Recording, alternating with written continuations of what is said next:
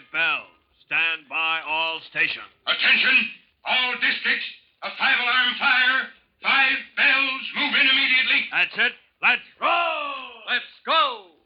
Firefighters.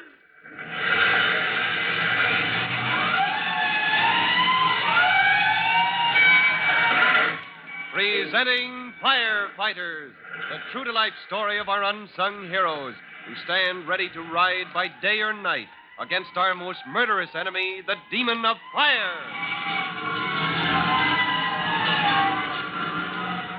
In just a moment, we'll join Chief Cody and rookie fireman Tim Collins aboard the fire launch, speeding closer and closer toward danger in the middle of the harbor.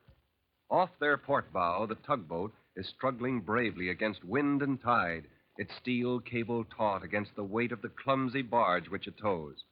To their stern, the fireboat moves more slowly in the wake of the launch, ready to take up the task if the crew aboard the smaller boat should fail.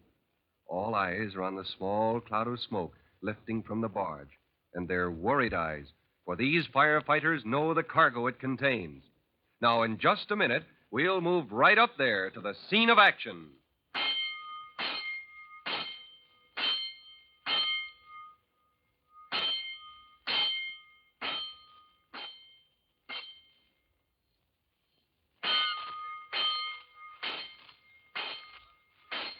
Let's go, firefighters. Let's get aboard that fast-moving fire launch with Chief Cody and Private Tim Collins as they speed toward the tugboat and the heavy-laden barge which it is towing. You'll recall how a routine visit to the fireboat, planned as a surprise for Tim's young brother Jimmy, had turned into an honest-to-gosh surprise for all concerned when a sudden alarm sent all hands to their stations. The small fire on the barge might be merely routine, except for one thing. It's carrying 35,000 gallons of oil. Now, as Tim looks back, he can see his young brother standing beside Captain Jarvis on the bridge of the fireboat in the distance. And he's glad the boy is not with him and Chief Cody on the launch. And he suddenly hears the chief say, Did you see that, Tim? Aboard the barge? Oh, looks pretty much the same to me, Chief Cody. The color of the smoke changed suddenly. Getting heavier, blacker, I'd say. Oh, you're right, sir.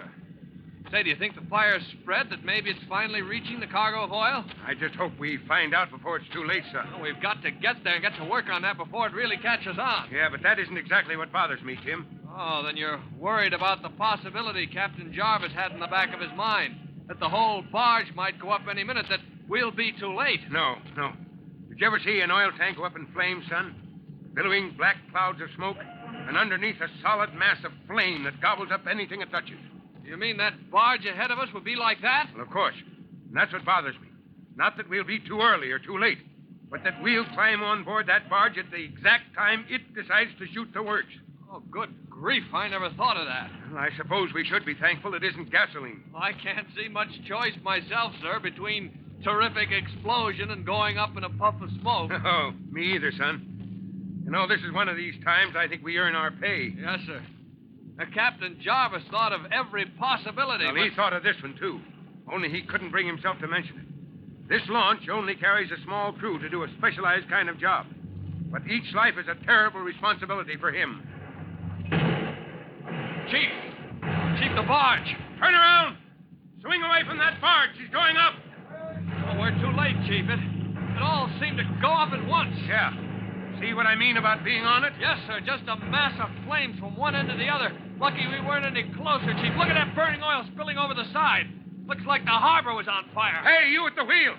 Whatever the lingo is for getting this sea-going hook and ladder over to the tugboat, consider it set. Gee, I wonder what they're thinking on board the fireboat right now. They're thinking that all the water they can pour from those monitors isn't much help in this case. Yes, sir. It's up to us to continue the fight from the tugboat under that plan Captain Jarvis drew up, just in case. Yeah, that blazing floating mass has got to be kept away from the waterfront now, Tim. And that means Mike Halloran has got to keep his tug on the job no matter what happens.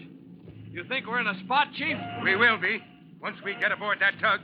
She's too doggone close to that inferno for comfort. We'll be in a spot, all right, Tim. You might even say a hot spot. And Chief Cody is right.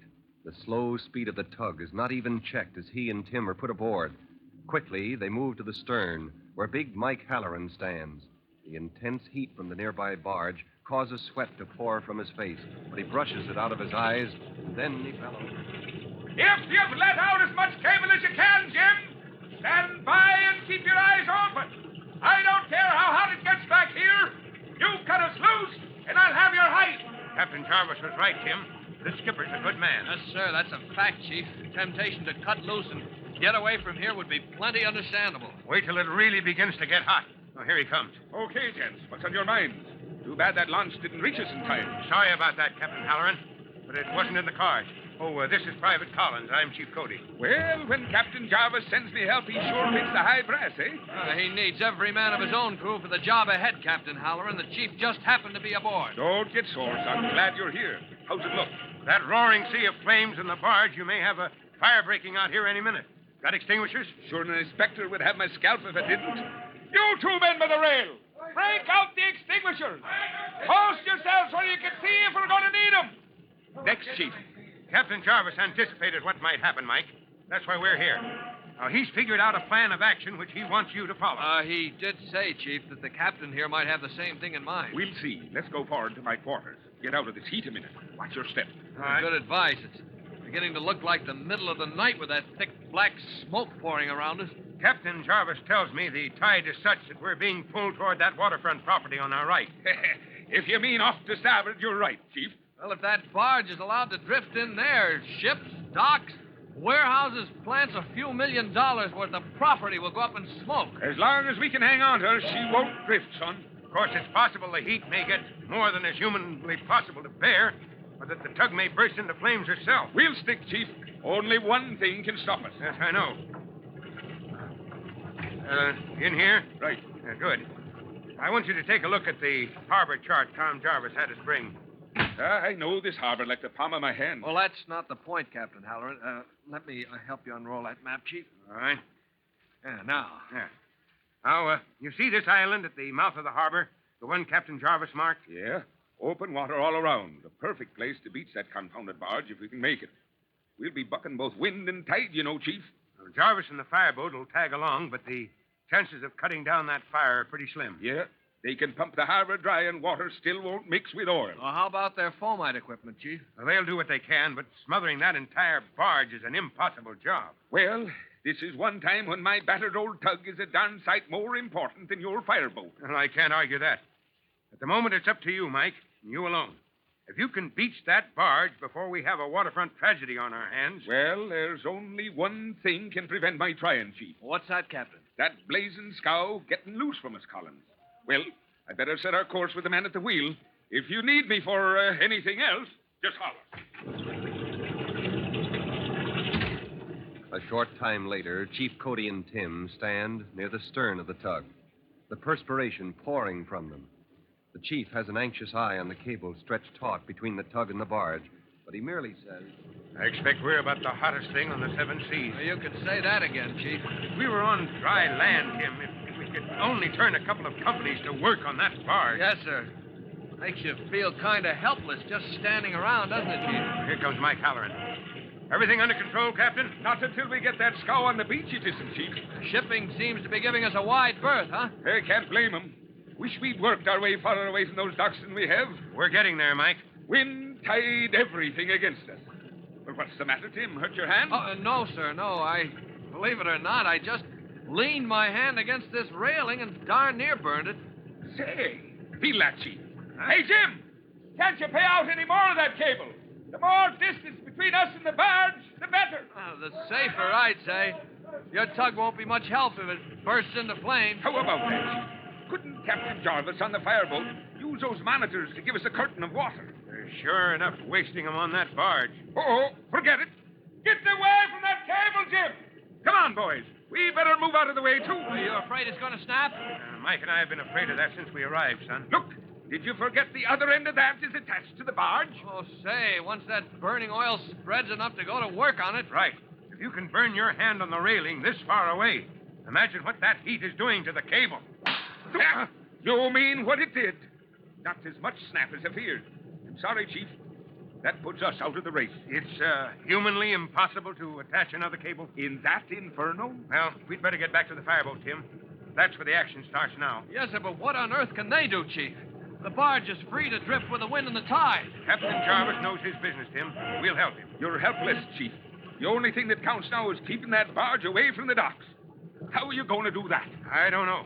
But if she's allowed to drift another 10 minutes, we're going to have the biggest waterfront fire on record.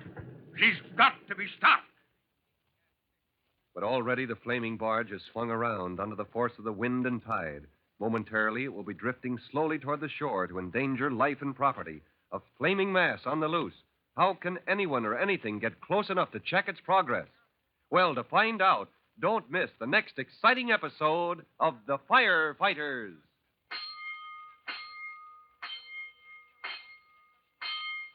In a minute, Chief Bob Cody will be back to tell all of you boys and girls how you can help the firefighters in your own town. Right now, a message you'll want to hear. Now, Chief Bob Cody with a message for the Firefighters Brigade. Chief Cody. Attention, firefighters. This is Chief Cody. You've just seen that water isn't always the answer to putting out a fire. So if you're ever faced with the danger of burning fat or oil, don't throw water on it. Now, here's what you do. Use baking soda or salt or find a metal cover of some kind to smother the flame. Smother them. That's the same principle as our using foam to put out a fire of that type. Well, that's all. Until next time, this is Chief Cody saying so long. Fire Chief Cody and the young rookie fireman Tim Collins will be back on the same station the next time you hear... That's it. Let's roll! Let's go! Firefighters! Firefighters is a copyrighted feature of William F. Holland Productions.